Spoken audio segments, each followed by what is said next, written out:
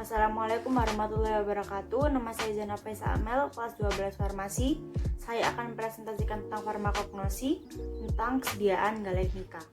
Pengertian, istilah galenika diambil dari nama seorang dokter Yunani kuno, yaitu Claudius Galenius atau dikenal sebagai Galen 129-200 Masehi.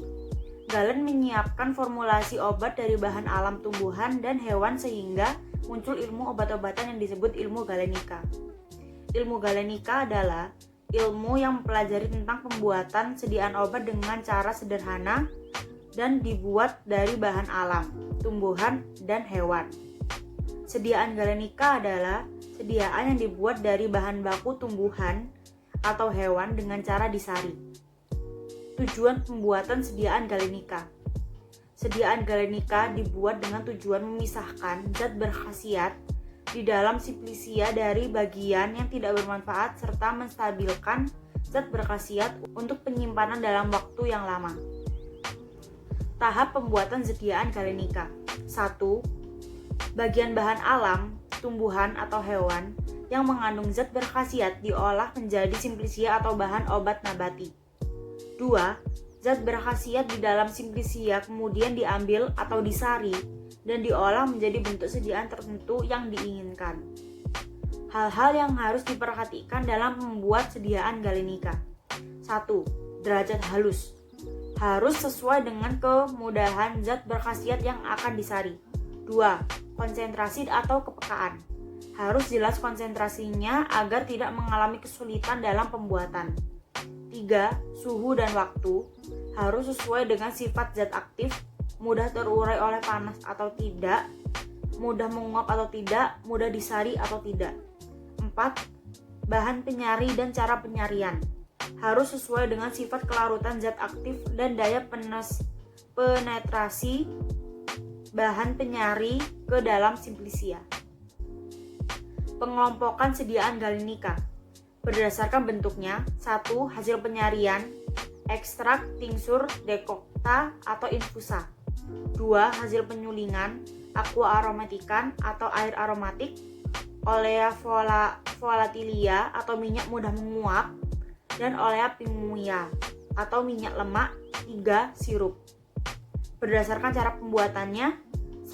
Aqua aromatikan atau air aromatik. 2. Ekstrakta atau ekstrak.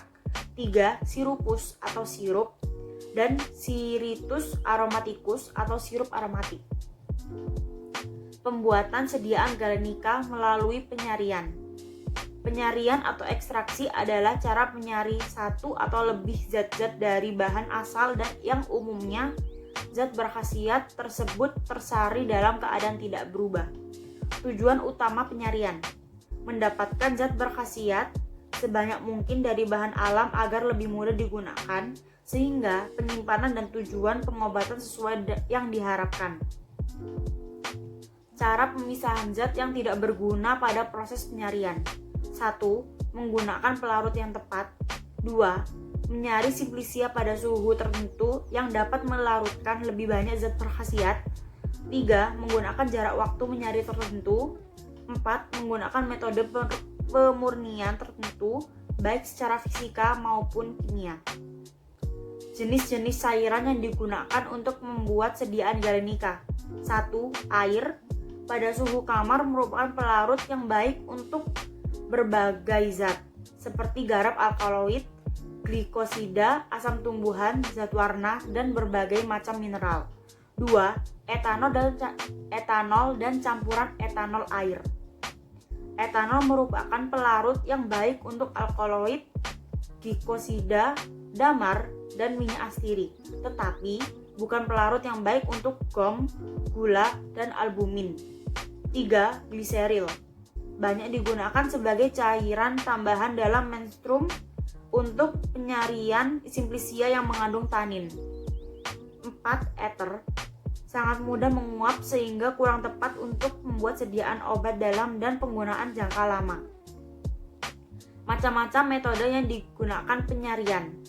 Mesrasi ialah metode penarikan dari simplisia dengan cara merendam simplisia dalam cairan penyari pada suhu kamar 15-25 derajat Celcius, disertai pengocokan dan pengadukan. Digrasi adalah metode penarikan sari dari simplisia dengan cara merendam simplisia dengan cairan penyari pada suhu 35-45 derajat Celcius. Perkolasi adalah metode penyarian dengan menggunakan alat perkolator. Proses perkolasi. A. Persiapan simplisia dengan derajat halus yang sesuai. B. Sebelum dimasukkan ke dalam perkolator, simplisia perlu dibasahi dahulu dengan cairan penyari. C. Pilih dan siapkan jenis perkolator yang digunakan. D. Perhatikan cara memasukkan simplisia ke dalam perkolator dan lamanya perendaman simplisia dalam perkolator. E. Atur kecepatan tetesan cairan perkolat dan sesuai dengan jangka waktu yang ditetapkan. 4 macam perkolasi. A. Perkolasi biasa atau sederhana. Tujuan perkolasi biasa adalah untuk menarik bahan berkhasiat dari tanaman secara total. B. Reperkolasi biasa digunakan untuk menghindari kehilangan minyak astiri. C. Perkolasi dengan tekanan digunakan untuk simplisia yang derajat halusnya sangat kecil sehingga cara perkolasi biasa tidak dapat dilakukan, perlu ditambahkan alat penghisap. D. Perkolasi bertingkat. Penyempurnaan perkolasi biasa, perkolat yang dihasilkan dari perkolasi biasa kadarnya tidak maksimal. Sekian dari saya. Wassalamualaikum warahmatullahi wabarakatuh.